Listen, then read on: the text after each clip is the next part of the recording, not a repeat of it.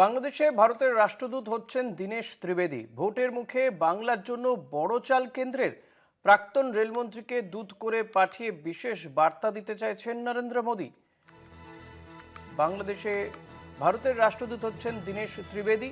এ নিয়ে আমরা কথা বলবো। অঙ্কুর ভট্টাচার্য রয়েছেন আমার সঙ্গে মুহূর্তে টেলিফোনে। অঙ্কুর দা, দীনেশ ত্রিবেদীকে বাংলাদেশের ভারতীয় রাষ্ট্রদূত করার পেছনে কি বিশেষ কোনো কারণ রয়েছে?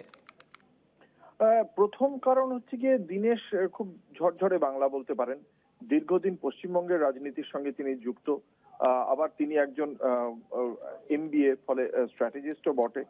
তাছাড়া তিনি রবীন্দ্রনাথ বা নজরুল সম্পর্কে জানেন। কলকাতায় সেন্ট জেভিয়ার্সে পড়াশোনা করেছেন। দুই বাংলা সংস্কৃতি সম্পর্কে তিনি সম্যক অবহিত এবং তার সঙ্গে সঙ্গে সংস্কৃতির সঙ্গেও তার একটা যোগ রয়েছে। তিনি দক্ষ সেতার বাদক।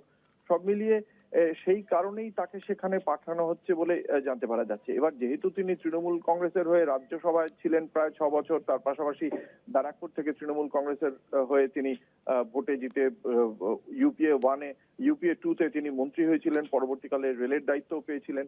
সেই কারণে তাকে সেখানে পাঠানো হচ্ছে। আর একই সঙ্গে যেহেতু পরবর্তীকালে তিনি তৃণমূলের সঙ্গে সম্পর্ক অবনতি ঘটায়, তিনি যেহেতু ভারতীয় জনতা পার্টিতে যোগ দেন এবং এখনো পর্যন্ত তিনি বিজেপিতেই রয়েছেন, ফলে সেই জায়গা থেকে তাকে একদিকে বার্তা দেওয়া এবং একই সঙ্গে বাংলাদেশের সঙ্গে এই মুহূর্তে তারেক রহমানের সঙ্গে সম্পর্কের উন্নতি ঘটাতে চাইছে কেন্দ্রীয় সরকার। সেই কারণেই বাংলাদেশের যিনি রাষ্ট্রদূত বর্তমানে প্রণয় ভার্মা, তাকে সরিয়ে তার জায়গায় দীনেশকে বাংলাদেশের হাই কমিশনের পাঠানো হবে বলেই এখনো পর্যন্ত জানতে পারা যাচ্ছে। এটা সিদ্ধান্তটা ঘোষণা এখনো পর্যন্ত হয়নি, তবে সিদ্ধান্ত ঘোষণা হবে খুব দ্রুত, এমনটাই জানতে পারা যাচ্ছে।